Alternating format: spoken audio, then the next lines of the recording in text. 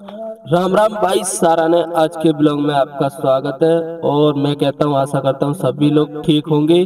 और मेरा नाम है चंद्र मोहन, और मेरे ब्लॉग में देखने के लिए वो बने रहिए। और मेरे ब्लॉग में आपको मस्ती ड्रामा सब चीज देखने के लिए मिलेगा। और मैं बता दूं, अभी हम आए जूस पीने के लिए अंकल जी के पास। अंकल जी ने इतना शानदार जूस बनाया, पर कड़वा तो था पर मजेदार था। अंकल जी बोला, यदि काला इंसान यदि 1 महीने तक लगातार जूस पी ले, वो गोरा हो सकता है। फिर अंकल जी से मैंने एक तड़कता भड़कता जवाब पूछा, अंकल जी आप 50 यानी कि अंकल जी मेरे को बोले, मेरी यानी कि 50 साल से मैं जूस ही बेच रहा हूँ। मैंने, अंकल जी आप तो गोरे हुए नहीं 50 साल से। अंकल जी बोले, मैं पिलाता हूँ पर मैं पीता नहीं, यदि मैं पीता तो मैं आपसे ज्यादा गोरा हो जाता।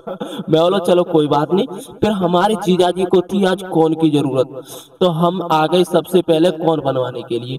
तो कौन का हम प्रोसेसिंग दिखाते हैं आपको कि कौन किस प्रकार से, जो मेहंदी का प्रोसेसिंग रहता है वो किस प्रकार से तैयार होता है। सबसे पहले हम पेपर खरीद के लेके आए, फिर हम सबसे बड़ी मशीन के पास आए। भैया जी बोले कि मैं अभी पेपर आपको इस प्रकार से काट के दूंगा कि आप याद रखेंगे जन्मों जन्म। हम बोले भैया जी आपसे ही कटवाते हैं हर बार। कि भैया जी बोले कि आप तो नए दिख रहे हैं। मैं बोला भैया मैं सहारनपुर में दूसरी बार आपसे पेपर कटवाने के लिए आया हूँ, तो नया आपको चेहरा याद तो नहीं रहेगा, अगली बार से आपको चेहरा खुद याद रहेगा।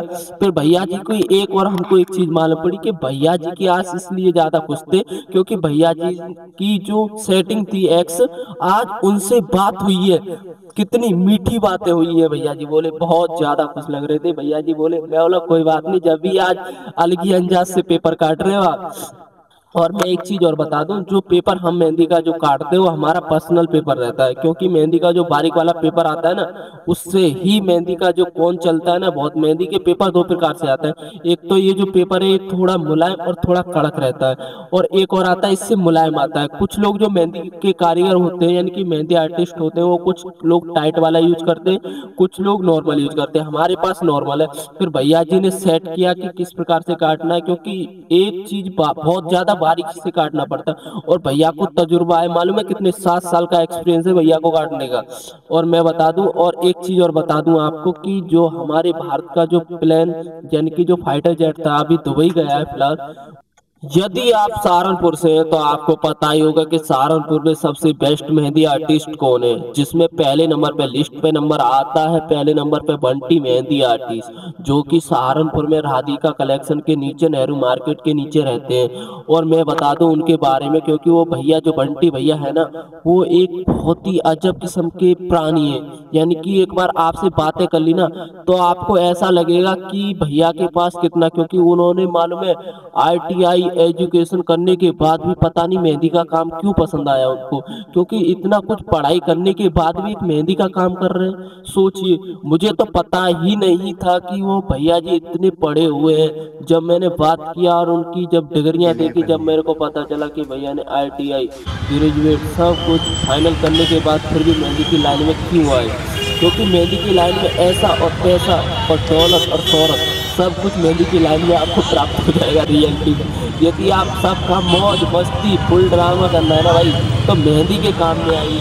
क्योंकि सबसे पहले मेहंदी का जो काम शुरू होता है ना वो सुबह से होता है। सुबह सबसे पहले हम यहाँ पे आए, नाश्ता किया, नाश्ता करने के बाद यहाँ पे हम 3 लोग जा रहे हैं मेहंदी लगाने के लिए। एक मैं आपका भाई चंद्र मोहन, और एक आपके भाई जो संदीप हुआ, और एक का तो पता है इसका नाम है ढोलू, जो तीसरा बंदा का नाम है ढोलू। और इसे तो पहले गांव में कहते थे भोला भोला, और वैसे इसका नाम है ढोला, और मैं तो इसको ढोलू कहता हूँ। भैया बोले, जो बिरयानी वाले हैं वो बोले, भैया आपको आप बेटेंशन हो जाइए, आपको दही दही भर भर के दूंगा मैं।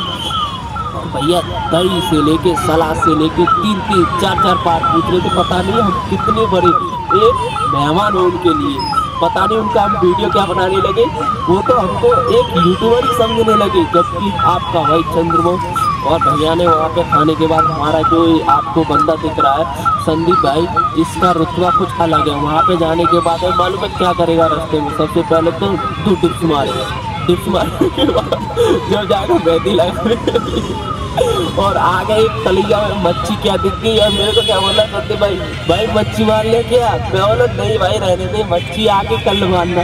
मच्छी पकड़ने के लिए कूदने वाली थी, फिर मैं बोला कोई बात नहीं, पहले खाना खाओ, बाद में मेहंदी लगाओ, फिर बाद में मच्छी मारने के लिए जाओ या कहीं भी जाओ। फिर वहाँ से आने के बाद फिर हमने रास्ते में मंदिर पड़ा राधा रानी का। सबसे पहले हमने श्री राधा रानी से नमस्कार किया, प्रणाम किया, और फिर हम यहाँ से चल दिए।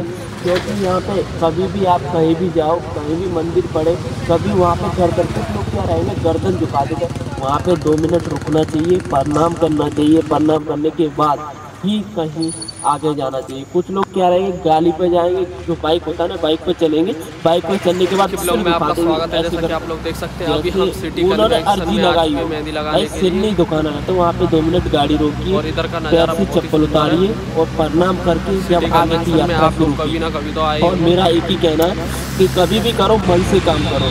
और अभी हम यहाँ पे आ चुके हैं, जो आप लोगों ने सबसे बड़ा सहारनपुर में जो सबसे बड़ा रेस्टोरेंट है, आपने तो सुना ही होगा। में आपका स्वागत है। जैसा कि आप लोग देख सकते हैं अभी दुकान बढ़ाने का भी टाइम नहीं हुआ है, और आपको पता होगा कि इस वक्त किस चीज़ की तैयारी हुई है। अभी यानी कि दुकान बढ़ाने का कोई भी टाइम नहीं है, इस वक्त किस चीज़ की तैयारी होगी। जो भी मेहंदी का काम फुटपाथ पे करते हो वो समझ जाएंगे कि मेहंदी की इस वक्त किस चीज़ की तैयारी हुई है। तो गाइस आज के ब्लॉग में आपका स्वागत है। हमको अभी 3 घंटे वेटिंग करता हुआ हो गया, और 3 घंटे में अभी तक अभी तक कुछ नहीं हाल दिख रहा है। इधर खाना पीना भी कुछ नहीं है, वैसे बैठे हुए हैं। सच में आंटी ने चाय पिला दी थोड़ी सी। इतना ज़्यादा तबीयत खराब हो चुका है, बहुत ज़्यादा। मैं तो दवा लेके आया था फीवर की, क्या करें, बहुत ज़्यादा एकदम नशा सा हो रहा था। नाम है जिंदगी, कोई जीता है कोई मरता है। मेहंदी की ज़िंदगी में कोई मज़ा नहीं है भाई, मत सीखना। ज़िंदगी में हर काम सीख लेना, मेहंदी का काम मत सीखना। इतना ज़्यादा ख़राब है, बहुत ही ज़्यादा ख़राब है। ज़िंदगी में आज तक मैंने कभी इतना ख़राब मेहंदी का काम नहीं देखा। क्योंकि मेहंदी के काम में पहली बात वेटिंग इतना करना पड़ता है बहुत ज़्यादा। यदि आप टाइमिंग से ना पहुँचे तो आपके ऊपर, और यदि आप लेट पहुँच जाएं तो भी आपके ऊपर है। और यदि 2-3 लोग रह जाएं तो उसके लिए वेटिंग करना बहुत ज़्यादा क्रिटिकल होता है। सच में बहुत ज़्यादा मेहंदी का काम कभी नहीं सीखना चाहिए। ऐसा पता होता ना, मैं ज़िंदगी में कभी मेहंदी का काम ना सीखता, क्योंकि मेहंदी के काम में बहुत ज़्यादा स्ट्रगल है भाई। मेहंदी का काम हर किसी पे सूट नहीं करता। ओके भाई, राम राम। आज के ब्लॉग में आपका स्वागत है। जैसा कि आप लोग देख सकते हैं अभी यानी कि 2:04 हो चुकी हैं रात की, यानी कि रात के 2 बज रहे भाई। जो लोग ये बच्चे लोग पढ़ाई नहीं करते ना, ये बोलते हैं कि मेहंदी की लाइफ बहुत सिंपल है, मज़ेदार है। भाई मेहंदी की लाइफ में मालूम है दिन रात एक करनी पड़ती है जब पैसे कमते हैं भाई। और ये हमारे जीजा जी है, और इस वक्त मालूम है अभी हमको ना कोई वाहन मिला ना कोई। 5 किलोमीटर तो पैदल चल चुके हैं, और 2 किलोमीटर अभी और पैदल जाना हमको, जब रूम पे पहुंचेंगे।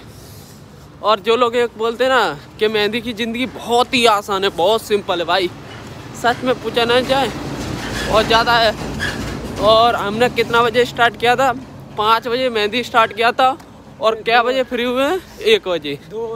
और बीच में मालूम है 3 घंटे का गैप, यानी कि जो दूल्हे वाले होते हैं ना, दुल्हन के घर गए थे मिलने के लिए। बताइए, पूरे परिवार। आप लोगों को तो पता ही होगा कि पंजाबी लोग जाते हैं, तो हम आए थे पंजाबी की मेहंदी लगाने के लिए।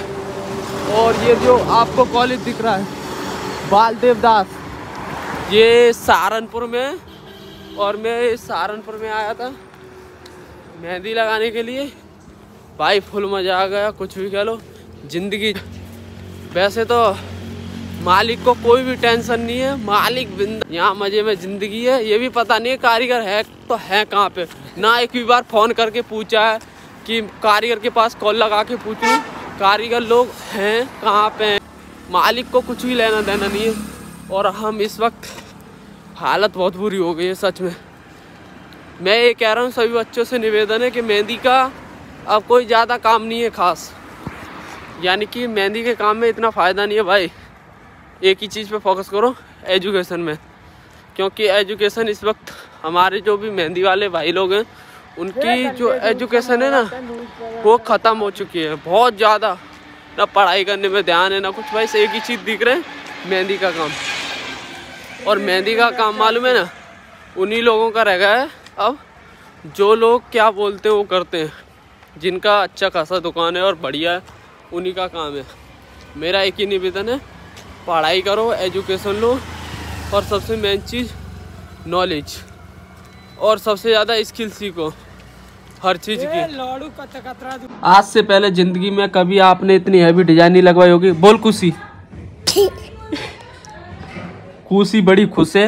क्या क्या बनवाया खुशी तूने? क्या क्या है? पहले ये वो इसको बताओ। इसको बताऊं? रहने दे।